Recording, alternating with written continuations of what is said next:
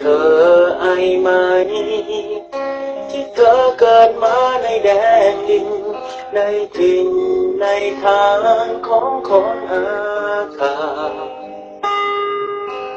มีภาษาที่สื่อความหมายว่าเป็นคนไม่เคยซ้ำใครภาษาเรา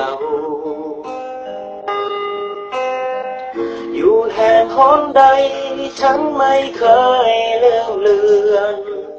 ว่าฉันเป็นคนอาคาซาบ่งบอกด้วยเสื้อที่ใส่ภาษาที่มีวัฒนธรรมของเราที่งดงามเรายังมีเล่นลูกคังชิงช้าบนยอดดอยปีใหม่ไข่แดงในวันสำคัญของเรา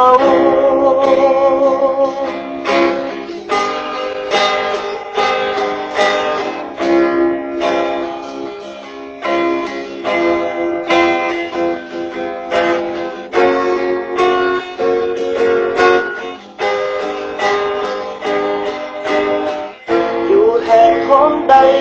ฉันไม่เคยเลือนว่าฉันเป็นคนอาคาซาบ่งบอกด้วยเสื้อที่ใส่ภาษาที่มีวัฒนธรรมของเราที่งดงามเรายังมีเล่นลูกคัง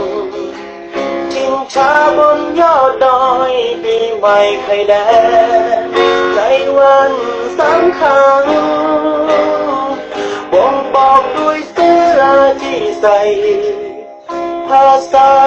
ที่มีวัฒนธรรมของเราที่งดงามเรายังมีเล่นลูกคังชิงช้าบนยอดดอยปีใหม่ไข่แดง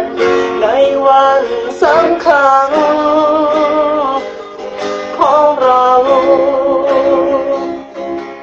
ปีใหม่ไข่แดงในวันที่สำคัญของนะคะ